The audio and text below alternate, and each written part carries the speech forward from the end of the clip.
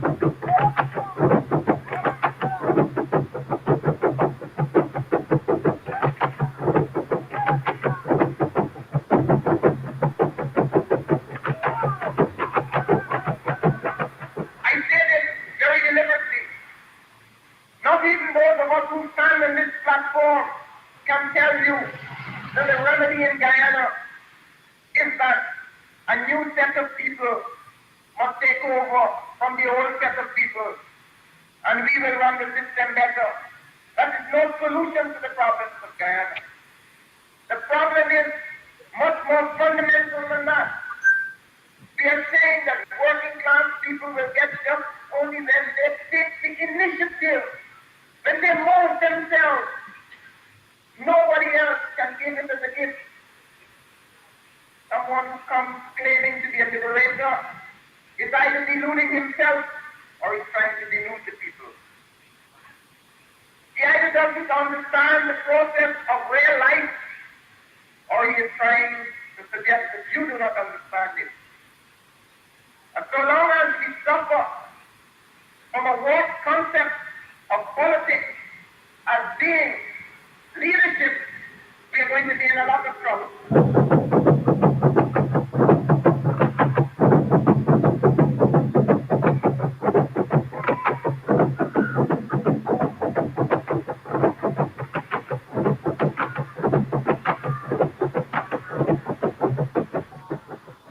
In our society at the present time, some specific rights which had been won through struggle by the people in the colonial period are now in the process of being eroded. One takes the most obvious, the electoral process.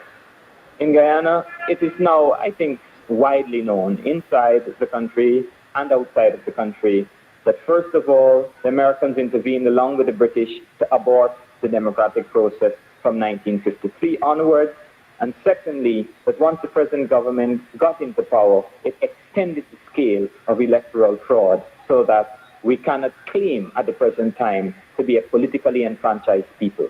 We cannot claim to have chosen our own national government. And that is one level. Below that level, you find that there is reproduced in every facet of the national life the same anti-democratic tendencies. So that there are no local government elections, for instance. They have local government elections are postponed every time they become due with ease, with no concern whatsoever, with no reaction. There are no elections taking place within certain trade unions, where workers at that basic level should be choosing their representatives to deal with their material interests. And once that anti-democratic principle is established, we see then step by step we move backwards. And I say backwards very deliberately. These were not rights or privileges which were handed to us by the British. The right to have your union and to have a democratic union was won through struggle in this very century.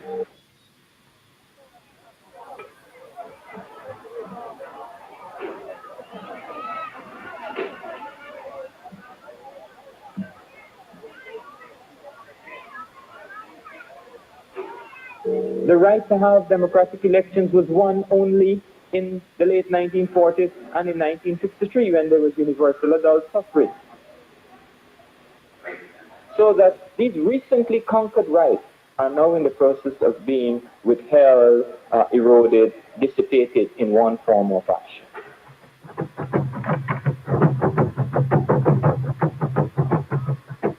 In the early years of independence, or the last years of colonialism, we had certain illusions that having inherited the formal modes of political procedure from the British, that of necessity we would not follow the paths that had been followed by other Latin American territories or by countries such as Haiti, Rwanda, Duvalier, and the Dominican Republic and Cuba and the like.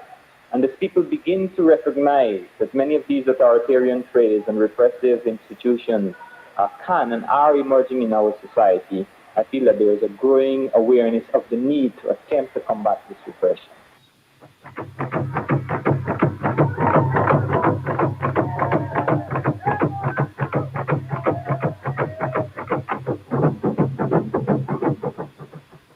One of the significant areas in which repression is taking place is the whole area of the media, the newspapers and the radios. We find that since the government has taken over the papers, it has ostensibly nationalized these newspapers, meaning in the interest of the nation, but in practice it is specifically in the interest of the ruling party. As the Prime Minister of this country himself once cynically remarked, he says, the government never tells the newspapers what to print, they simply tell them what not to print. And then they go beyond that. They're not prepared to allow competing centers of information so that they utilize illegal machinery to crush things like the Mirror, the People's Progressive Party's newspaper, The Day Clean, which is a news sheet printed by the Working People's Alliance. They had made it impossible for a political organization to print a newspaper. That organization then resorted to mimeographing a sheet, but the government considered it absolutely essential to continue to persecute, to go to the level of seizing typewriters, to make it impossible for people to type and produce a mimeograph sheet. The point is that elements that clearly purport to be anti-socialist are not pursued in the society with the same vigor.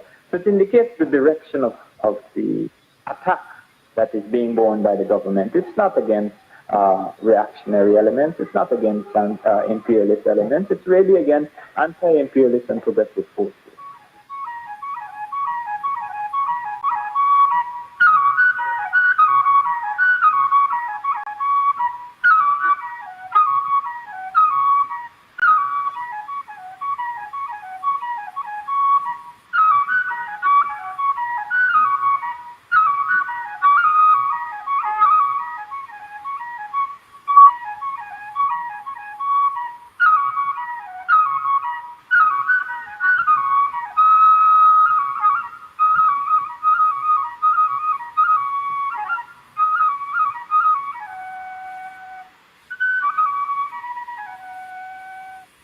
In Guyana, when we speak of civil liberties and civil rights, people are beginning to understand that the most fundamental of these is the right to work in our society.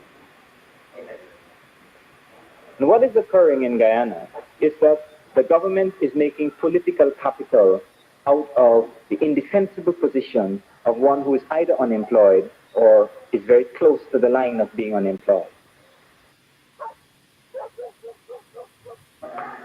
Guyana is a small country. We have to be realistic about that. It means that if you're unemployed in one area, you don't sort of leave the East Coast and go and get a job on the West Coast, or leave the North and get a job in the South.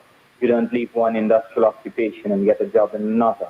To be excluded from one specific area of employment often means total exclusion from the employment market. And since the government itself has taken over so many facets of economic life, has nationalized the bauxite, has nationalized sugar, has nationalized a number of private firms, justifiably so, it has taken up a position as the principal, far and away the largest single employer in the country. Consequently, the ground is really set for the utilization of this device of the party card, of political control by means of denying the right to work. And it is a frightening situation in its own right, because in all reality, it is unnecessary to threaten a man's life and liberty if, by the fundamental threat to his capacity to earn and survive, you can reduce him to a state of submission. And this is continually what is taking place.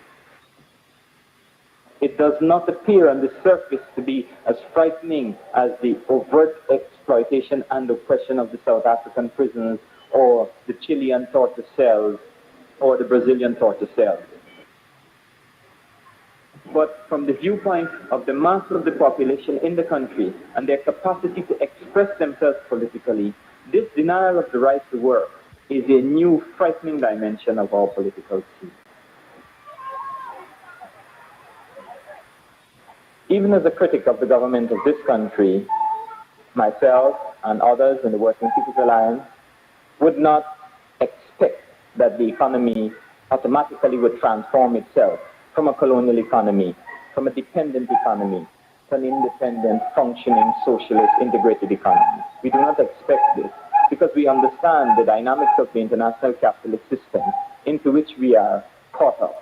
Many people are, of course, fully aware that Guyana has made claims to having broken with imperialism, or having the intention even of breaking with imperialism. What we find in our actual economic relationship is a very marginal shift for the sake of convenience towards an expansion of trade with socialist countries and the nominal takeover of large sectors of the economy, but not based on a firm commitment to break the ties by which our working class was continually exporting surplus to foreign capital. Consequently, at the last budget, it was evident that the rate of repayment of interest as well as the actual payments for nationalization was so high that it constituted the same drain, if not greater, than it was in the period of direct foreign ownership. This is the sort of contradiction in which we find ourselves, partly because of historical forces, but also because the class in power doesn't have a conception of where it is going, how it will extricate itself from certain relationships, and indeed one wonders whether fundamentally the petty bourgeois class really had a commitment to extricate itself from international practice. Food is plenty in the market, to till GMC dumping.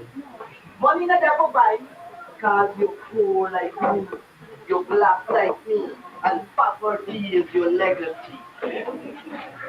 Last election was 64. Since then was selection. That's all about corruption. Poor like me, you're black like me, and poverty is your legacy. Yet we have democracy and can't do nothing. We have neither the power nor capacity. Code of Conduct Act, start cut down corruption tree, Liverpool, Brabazak, libel scandal, being clean in court, mirror in court, the youth see in jail. can't get so big.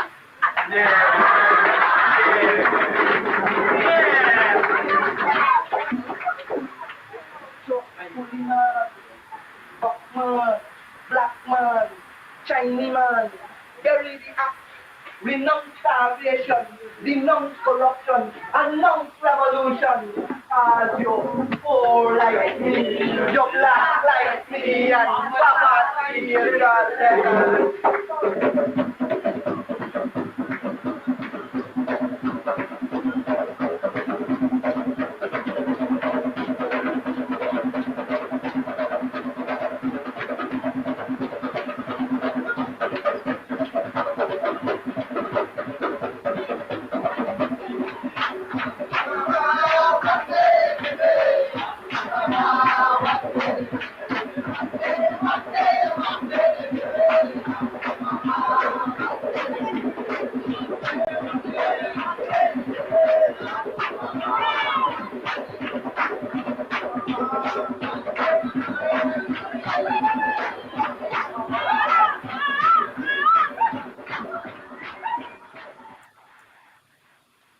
Because you're poor like me and you're black like me, and poverty is your legacy. Good evening. Welcome to Politics 101 on a Tuesday evening, taking you a little bit back in time. The more things change, the more we rearrange, everything remains the same. So says the Calypsonian. Because you're poor like me and you're black like me, and poverty is your legacy. Coming in here tonight with some reflections by Dr. Walter Rodney as far back as the 1970s. And if you were born in the 1980s and the 1990s and had little or no idea of what our country looked like in the 1970s, you would think that Rodney is talking about today. You would think that he's talking about today, because you're poor like me, you're black like me, and poverty is your legacy. The late Ras Michael June, doing a poem. I understand it was written by my friend John Cromwell. We had a group in Buxton called Existence, led by Michael June, who was from Georgetown but came to Buxton to teach at County High School. He was an Ascarian. Because you're poor like me, you're black like me, and poverty is your legacy. Ras Michael June had a lot to do with my own interest in the arts and so forth. The more things change, the more we rearrange, everything remains the same. Today, we got the news that the Americans have finally moved against some people who were suspected of being involved in corruption and so on. It's not the kind of thing that we cover on this program. And then they implicated a young lady, the permanent secretary, who was held in Miami, and her phone seized, and the government went along as though nothing happened. They moved her from one ministry to another, and she was at the PPP Congress, and she was elected as alternate delegate, and the PPP said nothing is wrong with that. Well, as soon as the Americans said today that she's implicated, the PPP said they have sent her on leave.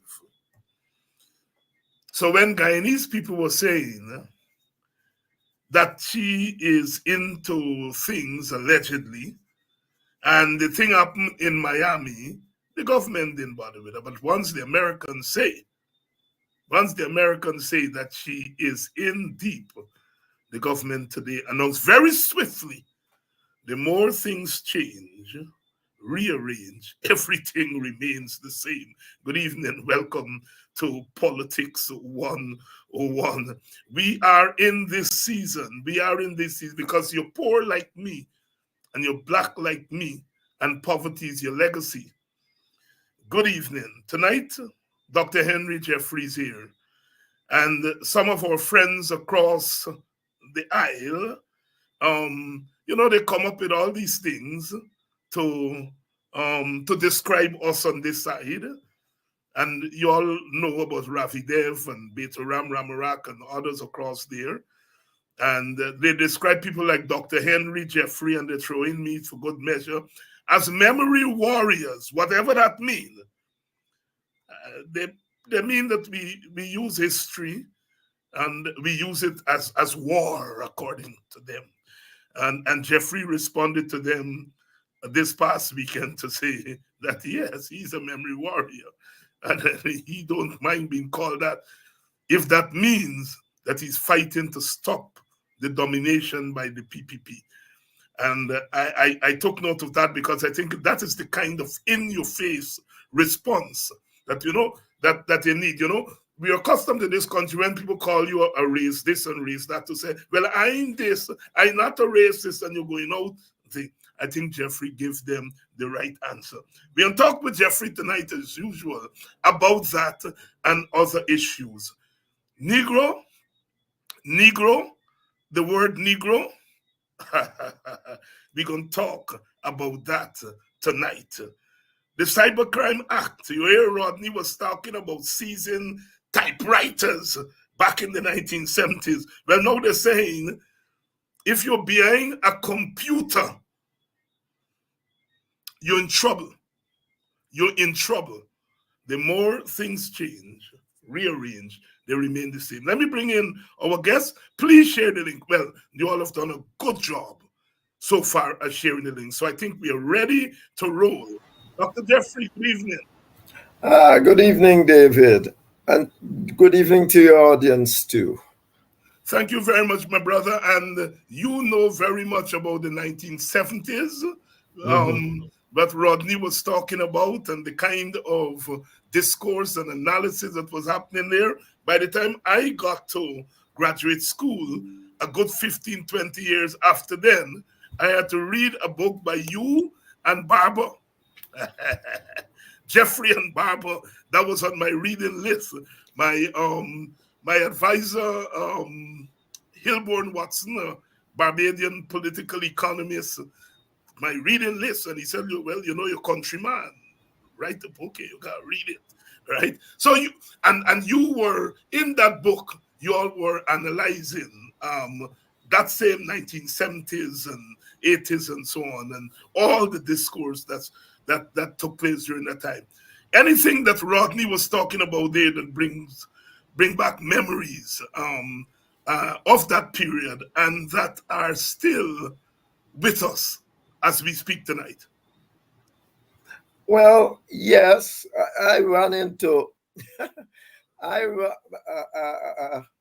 Rodney was my first cousin's friend, Udi, Dr. Udi Webster.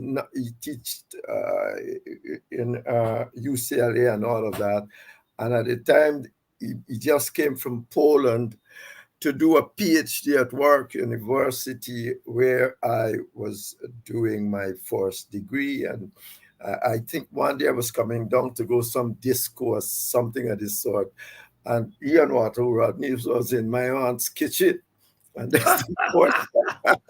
and they were talking all this politics and say, hi. But in those days, to be truthful, I wasn't particularly interested in politics. I was going to go to university, yes, and so on. So I said hi to Rodney, and that's the first time I ran into him, and that's what, like 10 seconds. I want that, and so and I skip away. Yeah, but yes, but you notice everything he says there fits well into all of our perception about that period. But you notice something there that is of major importance today. Walter spoke about class all the time. I don't think he says a word. I'm listening. He has a word about race. And I felt that as where people have been at that point of time. The fall of the Soviet Union, the dash of communism and all of that. And then suddenly I can't remember the professor's name, but remember he wrote a book and says essentially what you're going to have coming next. There's no death of this is not the end of history. You remember The end of history, right? the end of history. And he says, he said, no, this ethnicity and so on will be taking the place of that. And it happened throughout the world. It happened that after the class struggle was finished, he says, history has ended, a sort of Hegelian kind of thing, you know, the end of the ideas, and so on. But that is precisely what everybody thought. That was what Barnum thought. That's what Arthur Lewis had a bit better idea. He had a better grasp of it, but he did not. He said he made it quite clear that in his book on West Africa that, you know, one ethnic group being in power for 5 years and the other man locked out and all of that is not right, or so and so on and so on. But no one understood quite clearly what John Stuart Mill came out later and said. Well, John Stuart Mill said it since 1861, but nobody paying too much attention to that. He said essentially, when you got two groups of people in a country that essentially of the same size or whatever, we can put in the size and so on, he says you're going to have a problem because they are going to be taking their messages from different leadership. And therefore, there's no place for representative government in it. And that's what's happening in Guyana. You just spoke about what the Mohammed situation. You just spoke about it.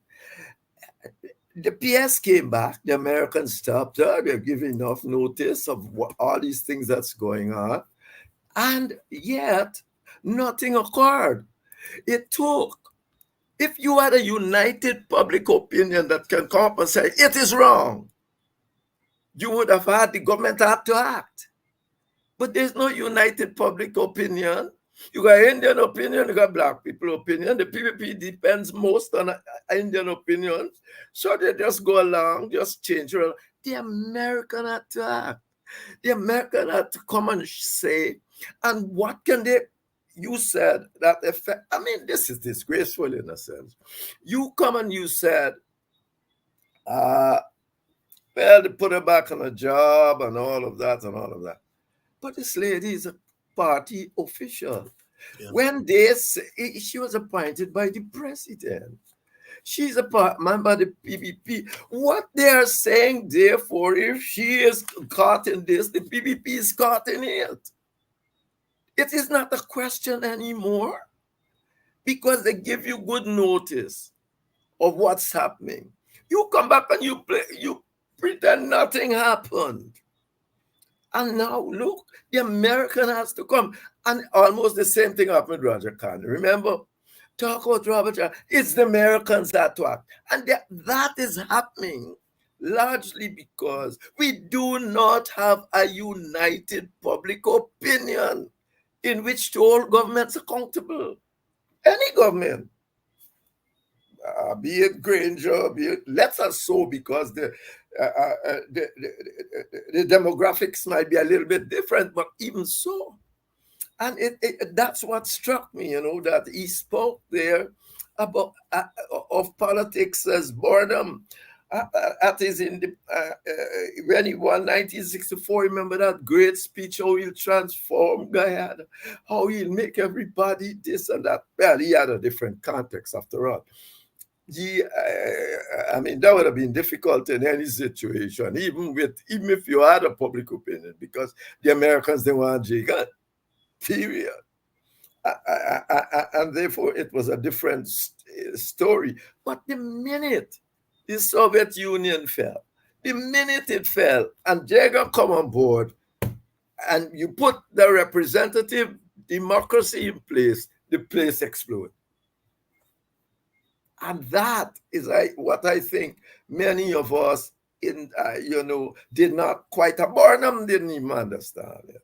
And because Arthur Lewis was there and he was vice chancellor of the university, I always used to think, well, why he didn't tell Burnham? But you see, he's seen it, Arthur Lewis was seeing it from a practical standpoint.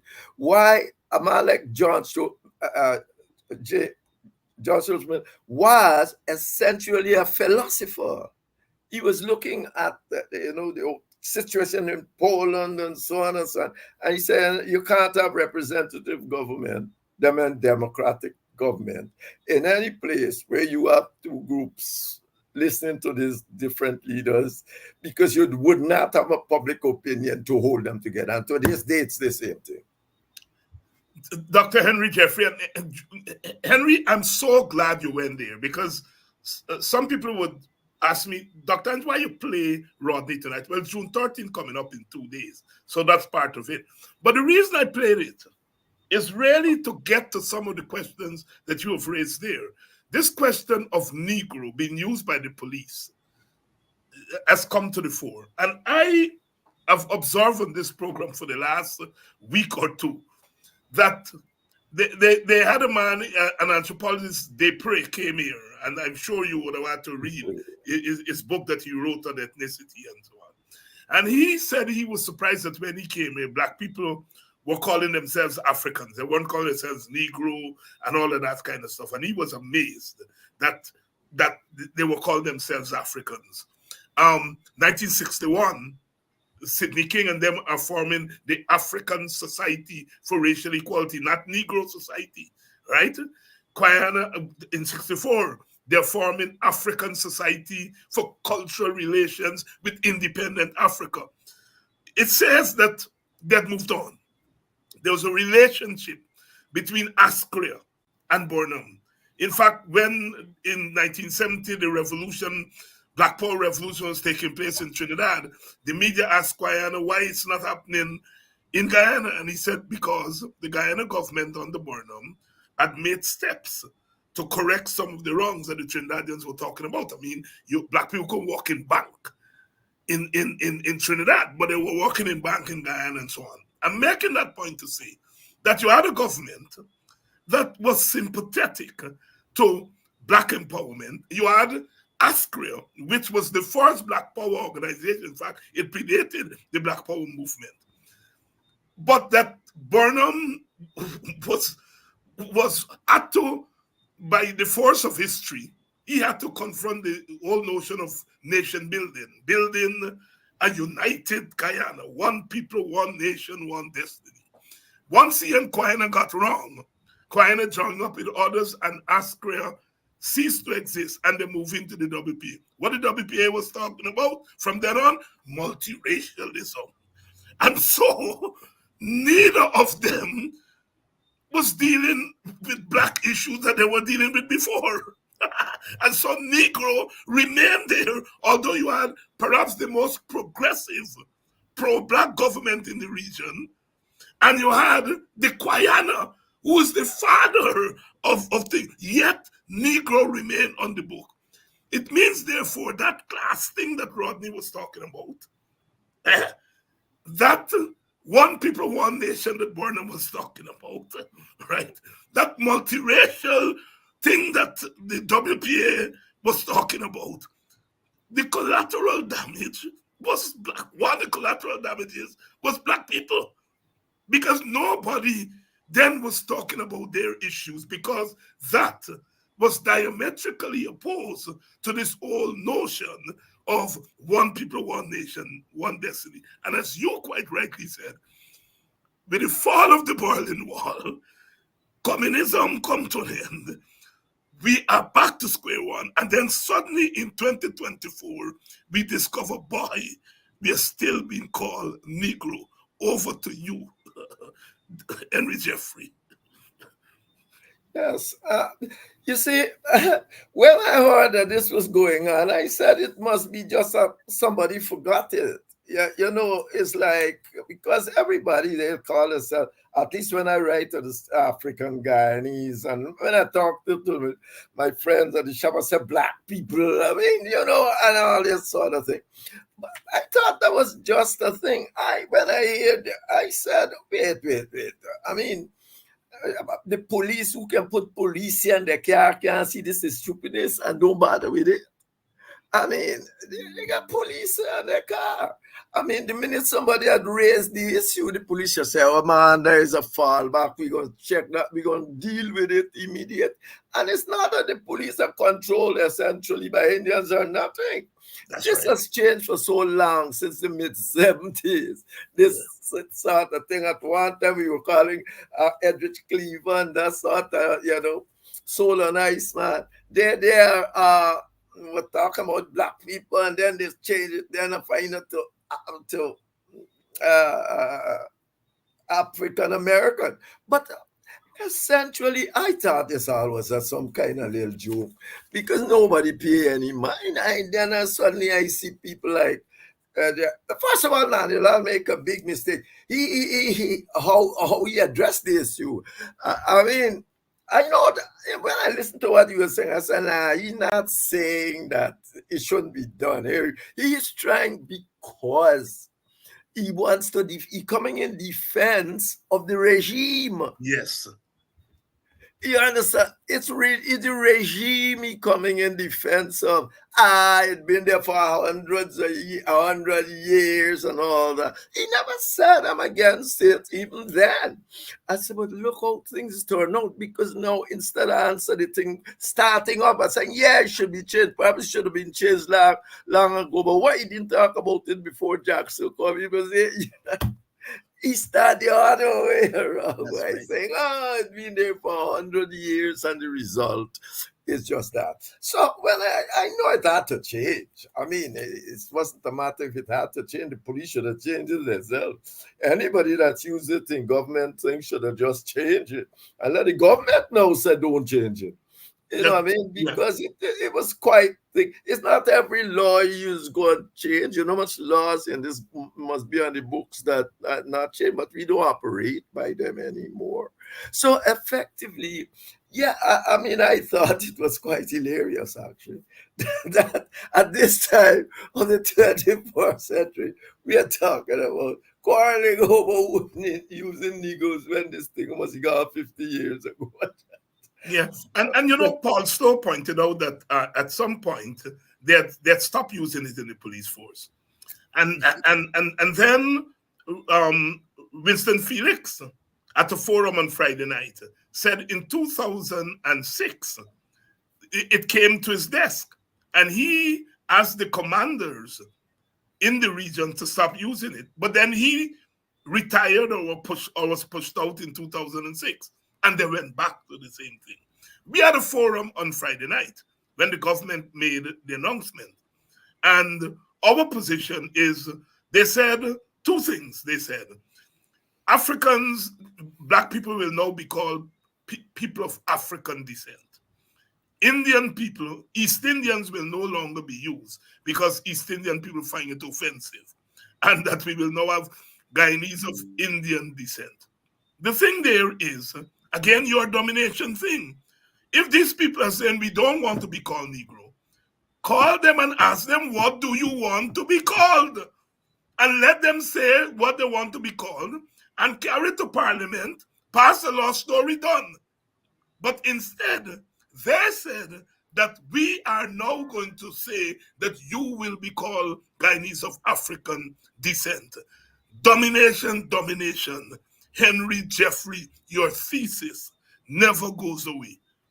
It can't, because that's how the Lord, they believe that proper governance, you know. As I think I tried to send the article, they think that's fine. That says it's their job to just sit down and tell you what to do. It doesn't matter. It's their right. But you got to give people freedom to express themselves, to do what they want to do. During the American Civil War, say, give me liberty or give me death. Well, part of my liberty is my right to determine how my life go forward. It's not for you to say, build you a road, build you a this, call yourself that, do this. You go for this scholarship. No. That's why you have democratic governance and all of that. That's why you got parliament. It's not for you just to wake up and say, my manifesto says so. You manifesto, you just get just about 50% of the people vote for your manifesto. Take it as a whole. And that's, what about all the other views? What about civil society? No, my manifesto says so and I can do it. No other, if you can't be a democracy and do that. So effectively, but that's how they think they should rule. That's what they think democratic leaders. Once you win a majoritarian election, that's the end of you. Go away. Well, they almost tell that to the PNC. They almost said they're not talking to them until they say they didn't rig election. When a whole lot of numbers there on the table all over the place. I mean, it's madness. So, I mean, it is sad that 50 years later, more than that, you got to go back to this sort of talk in a society. As you really said, born out of these chaps. Jagan, I was at one cabinet meeting when I think you remember you saw August Monday? Yes, and not Emancipation Day. Not Emancipation Day. And for me, truly, when this thing come up to discuss about what's gonna happen to this, I said, from my standpoint, if August Monday look like a decent best thing because it don't stop you from discussing and do slavery thing because and all of that, but at least you got 3 days holiday, right? August Monday, you always got, you start on Saturday, Sunday, and Monday. So, I mean, practically, what's the big thing? And I can't remember, you know what I mean? I said, no, Collymore, you know, he comes and says, you know, the black people say they want the thing, but y'all didn't give them what they want. It's your business. Mm-hmm. Hey, Jagan. Cherry, Kali got point. We might look at this different. Cuba, a party bring together a whole lot of holidays and all sort of thing. But if these people who say they want to be this thing to change it. Story done. I mean, you know what I'm saying is that kind of a thing. You are right, totally correct. They should have said, all right, you know, let's call some people together. But no, the minute you say that, you know what they're going to tell you? They did call some people together. And guess who they called? Those people that they got fighting in part of G. What I see. They got said and spoke to them. If they didn't speak to them, some of them got to get over and said and spoke to them. Yeah, and it's interesting that you raised that thing because a lot of people don't realize it. That emancipation holiday thing wasn't given under Burnham. I noticed the Indians now are saying that the PPP not giving them Indian Arrival Day when Granger gave them, but Burnham didn't give black people Emancipation Day either. It was August month, wasn't it? Yeah. Well, August month, and it's this problem of trying to build this nation, this multi-ethnic nation, without recognizing race. Without recognizing it. That is you don't even want to take statistics about it. You know, you don't have statistics about what's happening to Africa and what's happening to England, how distributions are going on, how you want to build a multi-ethnic society when you don't know how things are panning out. Just to say it don't exist. Because that's what they seem to say. It doesn't exist. We are one guy. Well, it's not there. That's not just a PPP story, but at least the PNC had it as a sort of aspiration. But you remember those were the days of assimilation and all of that we're going to bring. But those days are gone.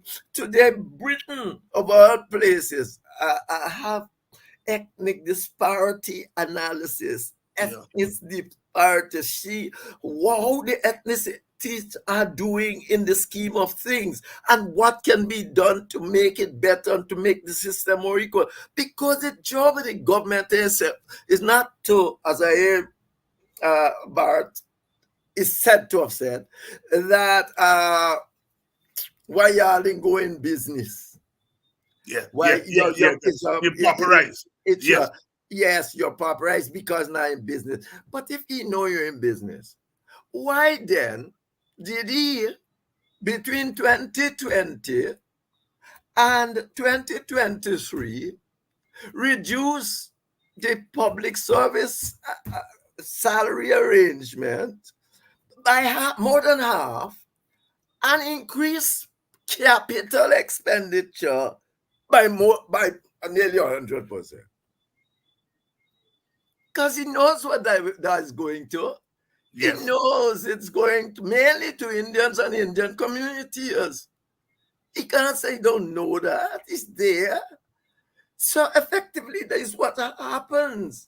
And therefore, if you don't have some ethnic analysis, and furthermore, the Statistical Bureau in any constitutional reform should come out from under the Ministry of Finance. It should be a statutory body, more like the Auditor General Office, a report directly. You have a stats board that can't even give you population survey when the Caribbean finished years before and all sort of confusion. So effectively, it should be controlled by Parliament in some kind of independent board and all that. So nobody can be messing around with it. But it is quite clear you have to have ethnic analysis to see what is happening to the various ethnicities. And the Amerindian remain the poorest in this country, remain the poorest and most deprived. And if you had ethnic analysis that focused on trying to raise everybody, by now they should have been far, they shouldn't have been where they are. But we don't have it. We pretend everything is all right. That's how we go along and pretend it's all right. You are totally correct. We need proper analysis of the data to see how different ethnicities are going on in this society. Man, when you live in America, look at the amount of studies on racism in health and how it's affecting. You can't go, I mean, and you know, it is also maybe one of the most democratic countries too. But look at all of them. Democracy does prevent you from accepting the reality. Indeed, it points you to the reality. You can't solve nothing if you don't accept what's on the ground. Maybe that's why we're not ever going to become any one Guyana. Because you think you behave like we are already. Yeah. Dr. Henry Jeffrey here tonight on Politics 101. Dr. Jeffrey, Kadaki Amsterdam was arrested, charged for inciting people to behead the president and members of his cabinet.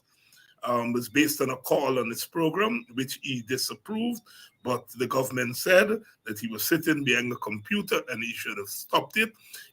He was charged under the Cybercrime Act, which you will tell me, David, you all pass the law. So I am saying it before you tell me your comments on that development. Well, obviously, I mean, I am not for that kind of comment either. I don't think most people in Guyana would want to be associated. He did say, as I understand, that he did not, he objected to it as a matter of fact. The government is saying he should stop it. But for me, I look around for other things. I say, why are they doing this now? The man tried to stop it. You just be on the government program and things come through that should come through. The delay system that they have don't work and all sort. And he don't have those sort of. No, he does not. He doesn't have that. And these things come true, but he said, man, but I mean, no, not, you shouldn't be doing that. There are numerous ways of talking. The man, even if you don't want to upset his viewers, boss, everything got its time, maybe, but we are not there close to there yet, and all sort of things you can say. Why then did they do it then? I think it's because Jackson come here and they were embarrassed about what happened. And they just want to pick up, I have a funny kind of mind. So Jackson is here, and they became embarrassed about how the whole thing panned out. And suddenly they pick up Kadasi there. He gave them opportunity to say, we don't care if Jackson is here or just left. I think he had just left. No, he was here. He was here. He was here. I don't even care if Jackson was here. We are going to do Kadasi. Next day they wake up, and Americans perhaps say, we don't care to, and therefore the PS and all of them going to get in trouble.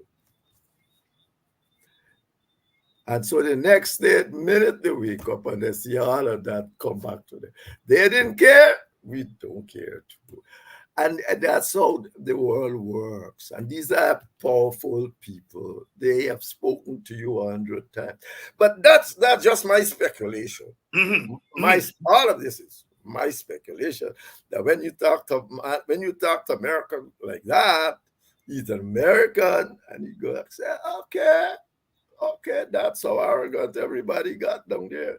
Well, we will show the people of Guyana where the real problem is, because the PS is appointed by the president. We gave them good notice that thing was wrong. The government of Guyana did nothing about it. Well, here you have it now. Jeffrey, what do you think? I mean, you know those people better than many of us. What do you think went in their head when they invited Jackson to come here? I don't know. It depends. I didn't never ask myself that question, because I can see that it can happen, and how they're gonna set it up, send Kwame and all of them. And I think over time, too, these people start believing the old propaganda. They start believing the old propaganda, so they got good job. They send Kwame and all that, and might say in their own mind, Jackson's a reasonable man and this and that. But they're not seeing, what they're doing is unreasonable. So they invite Jackson to come and believe that if they pack the place with their people too who can talk and so on. But the man come here already briefed. There you go. You know, this is the mistake. You think you come in here to tell him anything? He comes to listen, to see, and to show. And if you ask me, he comes more to show solidarity than anything else. But the point is, because he knows these people, as I said in the article last week, he got 15 people working for him. You think he gonna almost, that's about the average they have there, at these. Right. And you think I am coming out of America without some serious briefing? Jeffrey and all them, they don't, these old palace. It was, David, when I was in the PPI in Barbados and senators, American senators, something, we had a couple of them backwards tackle me by the pool and telling me about how slat you give it to all the Indian people and all of that.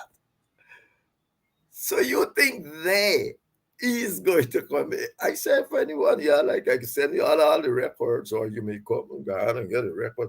And if you find it, then we'll change it. But I don't think so.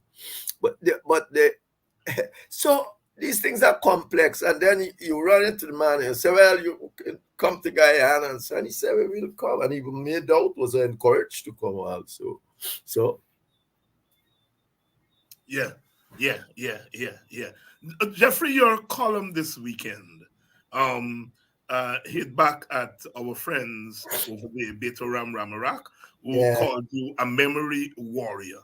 And they, Beto Ram and Rafi, they were very good at these labels and so forth. And you hit back at them, and I quoted from you where you said that, well, you don't mind being called a memory warrior. If it means that you are fighting against domination. What is this?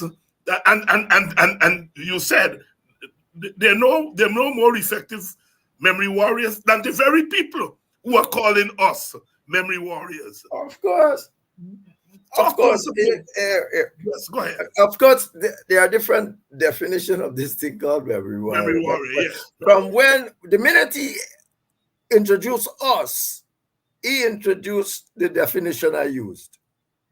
Because we're not in all psychological this and psychological that. He's essentially sending a message that we are racist. Yes. Because he's been fighting. He's saying Indian history must come in the mainstream and so on. That's why I said, black people out there saying that about black people history too at certain aspects of it and so on. Yeah. So, but he introduced us because remember he cussed out the PPP and all of them for not bringing Indian history more in the mainstream. But he introduced us at the end to say he's with them. So even if they want any backlash, he's with them because he's not like the racist Jeffrey and Hines and them. That's why I started by I said, show me one time in this umpteen years these articles being written that I make any big fuss about African anything. Please tell me. Show me it. Or show me which program I put up to say must benefit African only. Please show me it. So I said, well, it's all nonsense. Even if I was a memory warrior, I'll be a memory warrior because what you are trying to do is enslave black people. You are doing it in any case. Look at teachers. Constitution say, Constitution say collective bargaining. And look what you do. You don't have collective bargaining because for years you have degraded their wages to a point that of no return. And that's why you don't want to even go back to 1990. You have successfully degraded wages. I said when I was minister, teachers' wages was 3.4 times the GDP. Where's the GDP? No, GNI, if it was 3.4 times now, teachers' wages be $51,000 average. US. I'm not saying that's what it should be. What I'm saying, that's the level of degradation from the Cheddi Jagan. You remember when Cheddi Jagan says salaries must be based on growth in the economy. It must be based on the rate of inflation plus growth in the economy. Every single year, they only try to give you just for the inflation rate. And they're giving you it, they say 5% from January, but they're giving up 5% in December, by which time it degrade again.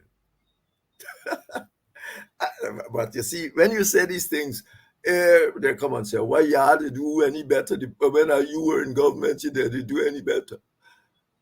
Why they didn't speak? Why they didn't do collective bargaining too?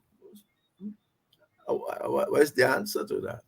I'm saying but they didn't do it with the intent of degrading teachers' salary because what they did was to try and raise teachers' salary. That is why they were spending something like 6.1% of government spending under their regime was spent on teacher salary.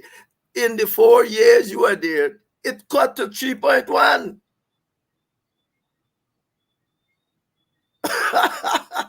You see, they were doing this nonsense too and don't want collective bargaining because all of them grew up in an autocratic environment. And essentially, they didn't do it to starve teachers. Your intent is to starve teachers. And that is the problem. That is part of the problem because when you began, you said that essentially a man must make his own decision and collective bargaining is there to prevent strikes. You got trade union dispute. That's why anyway, you got trade union dispute. The Ministry of Labor should, if it's going on and on, particularly if it's important, the Minister of Labor must call them and say, well, let's stop. If you can't agree, because remember, the Minister of Labor is not the Minister of Finance, and he is the minister from the finance guy to sit there and education and make deals with you as the union. Not the Minister of Labor. You're making no deal, he's there like an honest broker, no? So if you can't, you break down. It only takes one person to say we broke down. Because if you wait for both parties to say it, the party who got the advantage of would never say.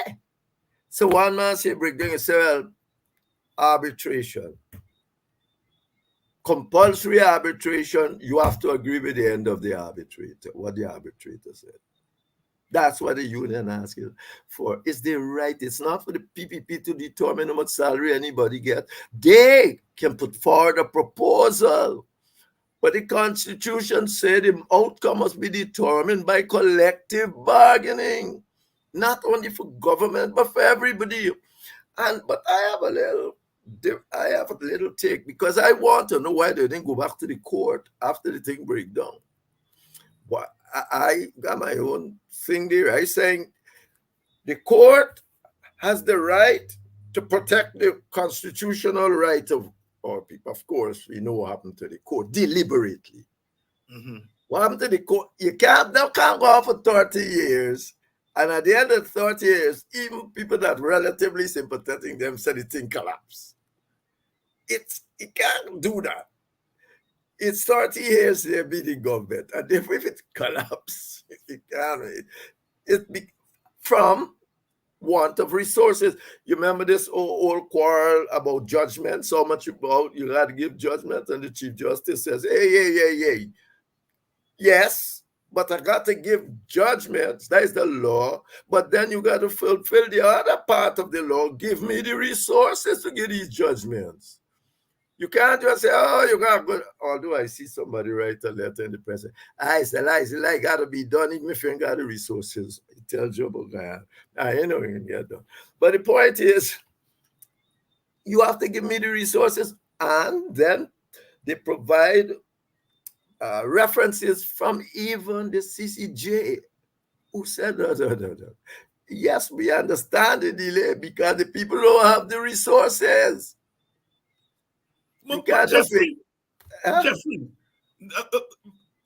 I'm not making a judgment here about the Chief Justice, but the fact is that in matters that have to deal with politics, the Chief Justice has ruled more in favor of the government, PPP, than it has ruled in favor of the opposition. Mm-hmm. Why is Nandlal picking a fight with the Chief Justice?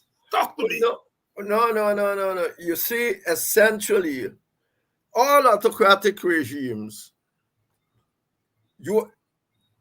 they pretend autocratic, not real autocratic like Putin and them. Pretend like Maduro and them, they're autocratic. They want to control the judiciary, but the important part of the judiciary they want to control is the political part. Mm-hmm. Right? It's the political part. So effectively, they're saying, oh, we control the political part. That's right, And they're not even certain there, because Norton gives them the opportunity to appoint both people permanently. So although they might be getting good judgment from them, they're saying if they ever become permanent, are they going to turn on us? Good. That's where I want people to go. Yeah. But that's a reality. They're saying, oh, yeah, in the political arena, in business and so on, they're going to get decent judgment. Man, go Singapore, go all autocratic countries. That is what happened. It's the political judgments they want. So the quarrel is... and in a sense, the quarrel is about political judgments not coming to. I mean, you're right from that standpoint. But that's what autocratic governments do. They want the political judgment for themselves. They're not picking nothing. But now, if she's not getting it, and she says she ain't got a resource to give you, what she's saying is that the government has not given me the resource. The government, just the conclusion we come to, the government has been in power for nearly 30 years. They've not been giving me the resource. It's quite clear that delaying tactics in the court is part of their decision-making process. Story that nice. I mean, what else? Henry Jeffrey here tonight. I like that last point. If they make them permanent, will they turn on us?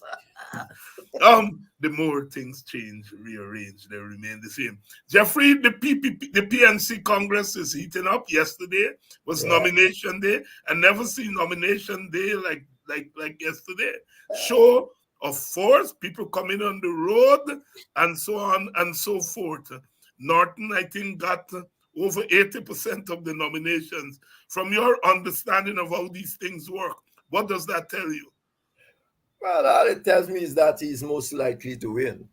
But you gotta wait till the end, because remember, only one person need to nominate you for you to go as the leadership candidate. You need all the nominations, right? And that's so. But I have.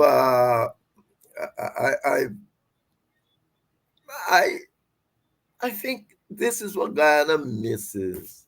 The same thing should have been happening in the PPP. The PPP. Not that sort of democratic, centralist, old-time dictatorial nonsense that the General Secretary and a couple of them in Freedom House can write down things and tell you vote for that, you vote for that, and because they control the state, they do. You read a letter in the Kaicho News where people were there and said, what preferred candidate? No, certainly. I mean, that is what should happen. I see nothing wrong with them fighting with one another. I've said it. Look what happened with Clinton and Obama.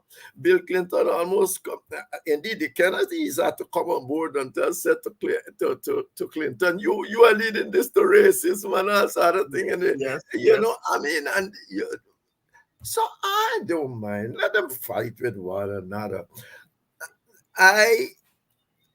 My own position on these people, I see up there. When I ask why not Norton, nobody has yet given me a and that's where I was going to ask you that question, because you hinted at it in a column a couple of weeks ago. I mean, what it's good for democracy what's happening there, that they're fighting each other. But what is the fundamental issue that separates the candidates? Exactly. Right. I don't know. Listening to them, I mean, to be truthful, Norton ain't come up with anything particularly great in terms of policy, but none of them come up with anything great in terms of policy. All of them say we need to unite, we need to fight, we need to get them out, we need to. It's not the leadership style, I suppose. You got a 12-point plan to say these are the things I'll do if I get it. Substantial thing that people get. I'm not asking to write no thesis. Write 12 points with about 100 words on each point and pass it to people. This will be the basis of my agenda going into this thing, this leadership. Just vote for me, and bring young people. What Jagger was young, Orphan was young. What did that do? Indeed, Jagger and Burnham was young when they screw up the whole thing. What are we talking about here? It's nothing to do with that. The young people got great ideas. I mean, young people with ideas, indeed. Anyway. But the point is, it is so, but I don't find nothing wrong with that. And I sympathize with him too because of that local government election. Left him out there alone. Norton was able to put a lot of people on the road yesterday, and I think Amanda put some people on the road. And people are saying they can't put people on the road for a protest against Jack Dio, but people are out there in support of. What do you make of that? What's happening there? Because a protest against Jack Dio can cause you all sort of things of how the PPP is allowed to behave. You can lose your job. You can use promotion. You can lose all the... A protester far north is unlikely to do that.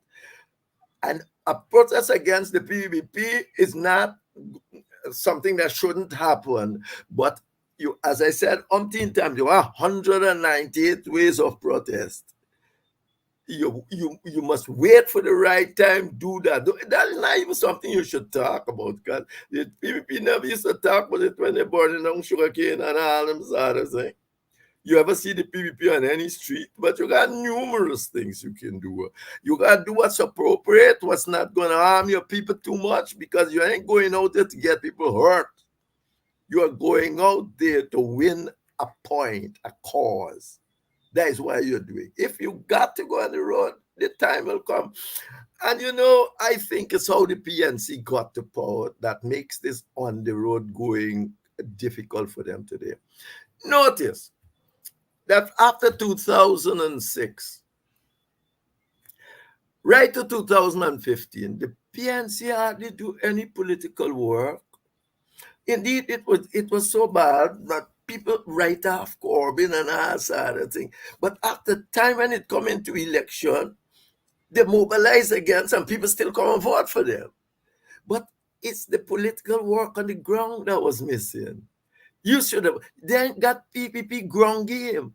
PPP never lose sight of the people on the ground. And Norton is a ground man. You got that political work. So when PPP think they can walk into your area now and do what they like, it's partly. But you see, they did that because of how they intended to win the election. They wanted to cock the PPP, and they cocked Jagdeo twice. The last time he jumped, he said, one new list, one new list today. You remember 2015? I want your list. But when they call him, no doubt, when the party put him down and said, we want a new list. You know what he's due to? Say, I don't want a new list. I don't want a new list. I don't want a biometric. I want nothing. So effectively, that's it. No. We wait and see, and I think. But I hope that regardless of who wins the election, they will come together and work with that person, the people's choice. And if you back up people, you will think that some of the most what we used to call wishy-washy person can become quite good if he got the backing and people help him out and so on and all of that. So don't feel that you got all the answers and no, I find nothing wrong. Nothing wrong.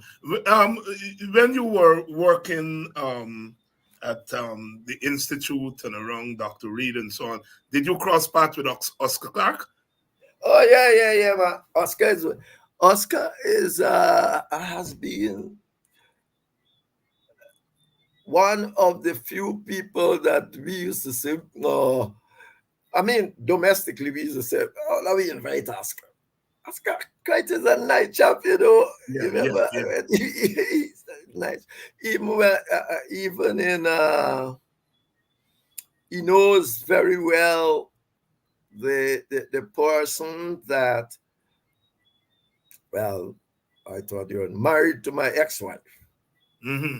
And he knows them, and so they were good friends, but that fella died and he died. So I know. But what I am saying, no, I know Oscar. I am not. Very nice chap. I remember when we start to talk about putting together the APNU and WPAPP, you had to go to Congress Place a meeting. Going to Congress Place was like going to enemy territory, And when you go in there, Oscar Clark was one of the persons that made you feel comfortable,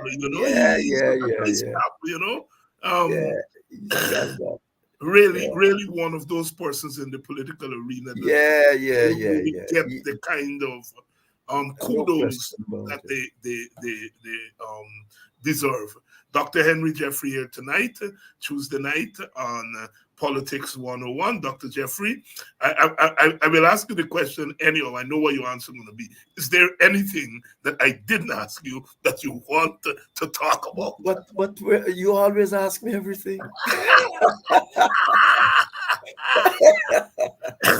No, David, I mean, I sit there saying, "Oh Lord, what you gonna come up with new now?" Dr. Henry Jeffrey here tonight. Henry, thank you very much, and I'll see you in 2 weeks' time. And there's always plenty to talk about. And thank you all for having me. Thank you very much, my brother. Henry Jeffrey here tonight, and I would like to thank all of you who have come on to the program. Tomorrow night, I'm going to have young Elson Low on. He's running for treasurer of the PNC, and we'll talk a little bit about the economy and his campaign and so forth. You know, the young people who are coming through. So thank you all very much for staying with us another evening, and I shall see you all tomorrow. Tomorrow is Wednesday, and I shall see you all. Good show force yesterday by the candidates and the PNC, and it was good to see people on the road. It was good to see party democracy in action. And as Jeffrey says, here's hoping that when the dust is settled, that they will come together for the cause of their supporters and the cause of the country. See you all tomorrow night.